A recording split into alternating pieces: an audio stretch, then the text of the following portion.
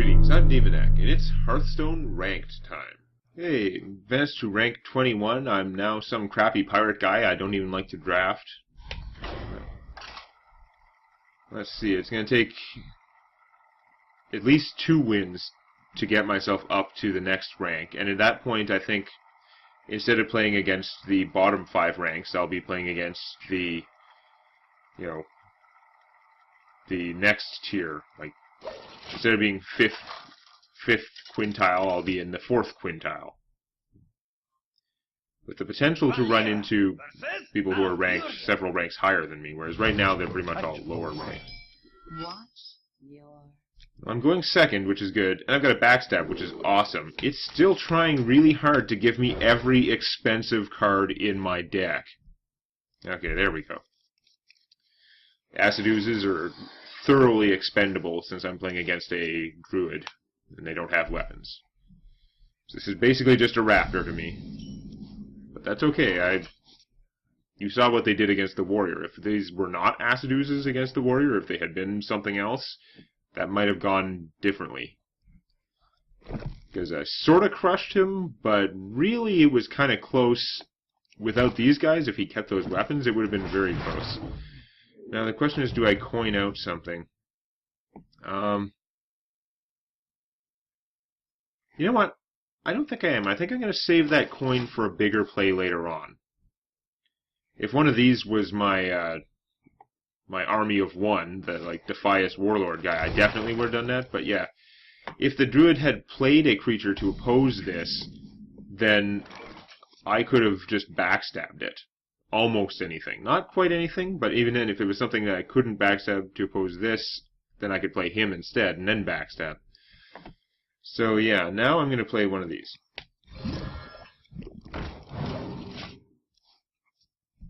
The backstab gives me a lot of protection against early game minions. Now, on the other hand, my opponent has accelerated his mana curve, and I haven't punished him for it at all. So I'm kind of in a bad place there. Okay.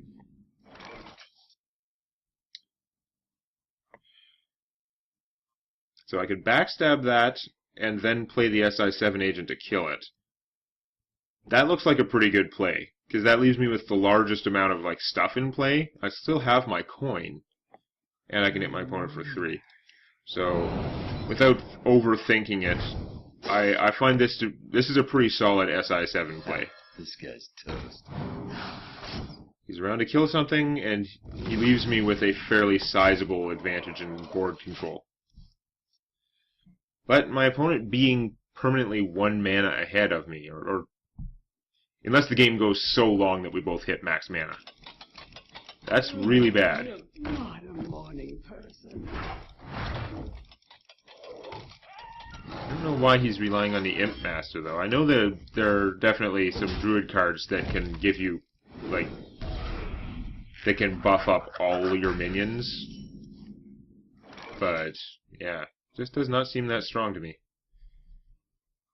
I am getting not my normal stuff that I want. Having the backstabs is awesome and everything, but I don't know.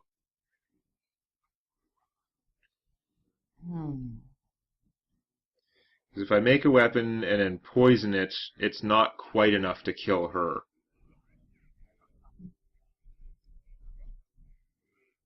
And then if I finish her with one of these guys, then my opponent can actually finish him off with the 1 attack that's left. Which I don't like.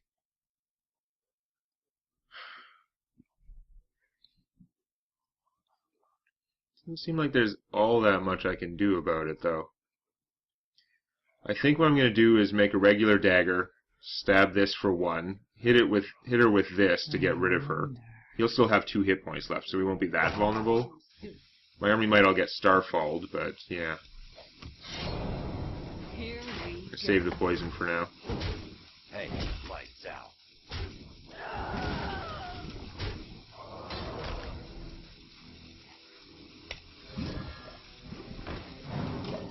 So, this would be a good time for my opponent to starfall, and it would be unpleasant. Anytime, at that point, you'd be killing 3 cards with 1. Well, he spent 2 mana, he doesn't have enough left for Starfall, so it's not that. Okay. Moonfire. Excellent. My opponent's playing with Moonfire. I can lower my default respect by a notch, and I'm slightly less worried about the outcome. Even though it's totally up in the air right now, and it's kind of unreasonable of me to do that, but yeah, no.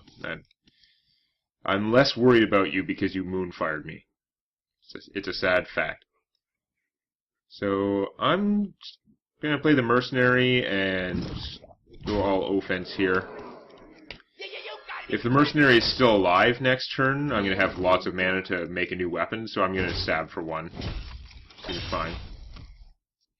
If I do draw one of my pirates, I won't have enough mana to cast the pirate with him alive. But if he dies, I would have enough mana to make the weapon and cast the pirate and poison it and everything. Ark of the Wild. And you hit me for 1? Okay. Cool. Your Kung Fu is weak, old man. Now, how do I want to manage this? I could easily trade this to kill that, at doing any of these other things, but I don't really want to. Backstab doesn't do enough. Backstab and Eviscerate would be kind of excessive. So many options. I think I'm going to spend the coin that I've been saving all this time. It may not be the most impressive use, but it just works out well. It'll allow me to play a Geomancer for 5 because of this thing, and still use the combo Eviscerate to kill him, hit my opponent for 10. So I'm pretty happy with that plan.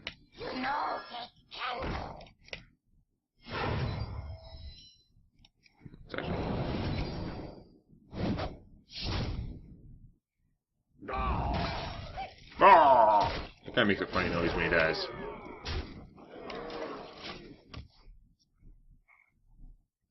Do I make a funny noise when I die? Let me know in the comments. I know I complain a lot, and I give a lot of excuses. Now, I don't view them so much as excuses, even though they are. I'm trying to logically break down what happened, and is this something that I need to learn from, or is it not that important? The fact that you're starfiring me directly, yeah, that was pretty obviously not a winning move, so just getting his last licks in. Okay. So there's a win. I mean, having all the backstabs and stuff, going second makes a huge difference, right? And then I had the backstab on top of that, which made it even easier. So if I can win this game, then I think I'll be up into a whole new league of hurt and start running into a lot more players that, like, kick my ass. Although, again, like, that second hunter with the traps kicked my ass.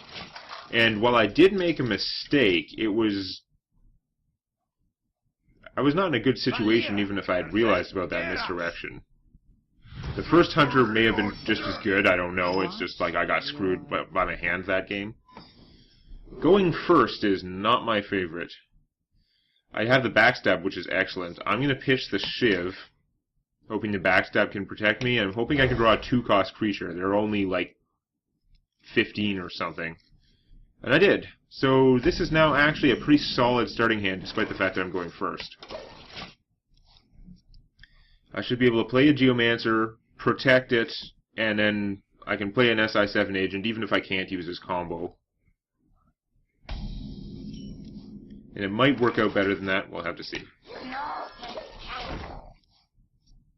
So yeah, if my opponent plays a creature with 3 toughness or less this turn, next turn I'm in an awesome place to backstab it and play an SI7 agent. Ready to ride. Okay, well. Oh, that's fine with me. I'd rather he hit me than kill this. Because now I get to keep the momentum. This backstab's a little bit excessive, but I'm using it anyway because it allows me to This guy's toast. get 2 free damage on my opponent.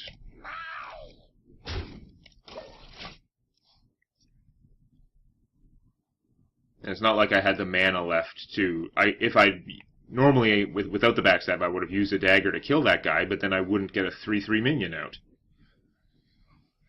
And again, 3 toughness means that he can't be killed by cleave, which I was saying even before that cleave came up. So I had 2 minions out, but yeah, you used an execute to kill a thing with 1 toughness, and that, like, I understand it may have been worth it for you for the momentum, but it doesn't worry me that much. Here we go.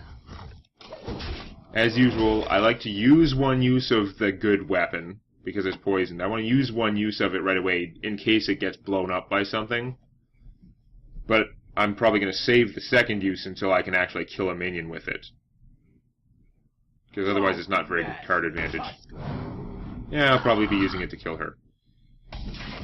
In the meantime, that works out kind of oddly, because I could play her and it'd be awesome. But I just got enough mana to play an Azure Drake.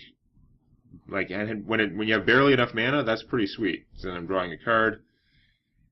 I think what I'm going to have to do is probably no, actually, I was going to say it's probably stupid. I'd play an Azure Drake and not stab this thing, because I want to keep my dagger. But actually, with an Azure Drake out, I can backstab and kill her, and then my opponent won't have much to kill the Azure Drake with. So this is probably a waste of a backstab, but I feel like it helps cement my board control. And it allows me to keep my dagger so the next turn I can play a Bloodsail Raider and have her be huge for the cost.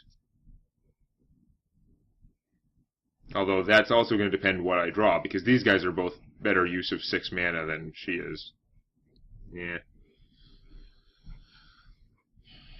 If he has another execute, he can kill this, but he already used 1 that reduces the chances. That's unfortunate.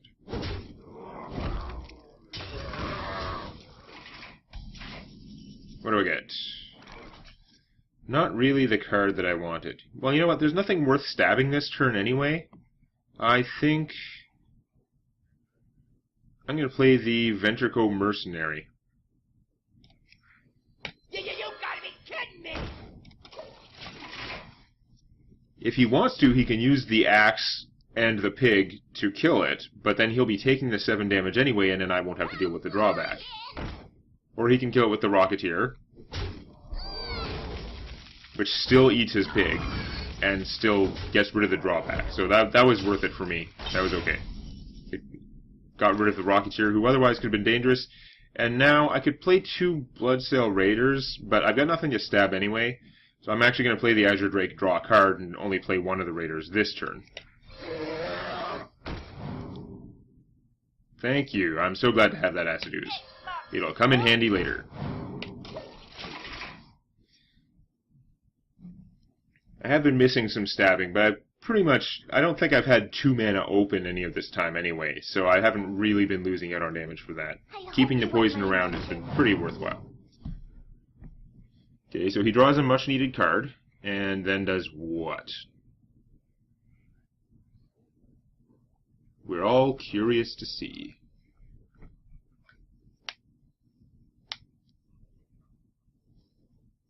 I've got a huge card. Okay, so he shoots her down to 1. He's hoping to kill her with the Engineer next turn. I'll note that.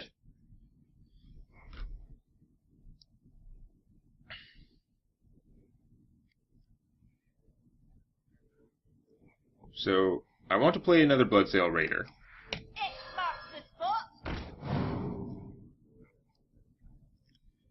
And I want to kill both of his creatures, I feel. He might still be just like whirlwind me or something, but I think it's worth using the Eviscerate and stabbing to make sure that both his guys are dead, and then my army will be free of worrying from anything in play. So many options. So, yeah. Here we go. Kind of a waste of the Eviscerate, but it keeps my stuff alive. And of course, we're saving the Ooze for when he plays another axe of some nature.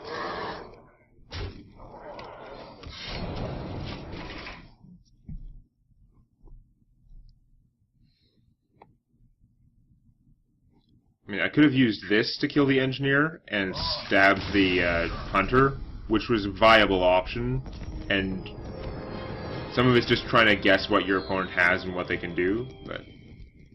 Okay, so we've got a little bit of a win streak here, and you can see the border color is different. I've advanced up to the next bracket, effectively. and it now is going to take three stars to advance.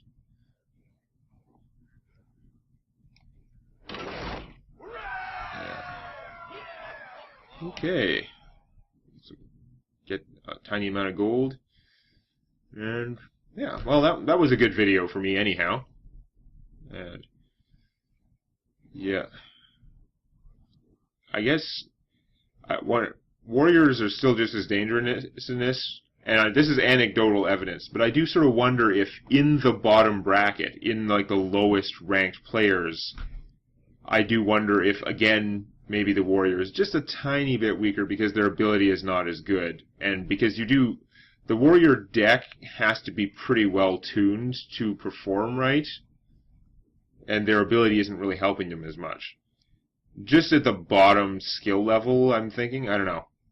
But I have way too little evidence to draw that conclusion. We know that in terms of their maximum capabilities, warriors are just as good as the other classes.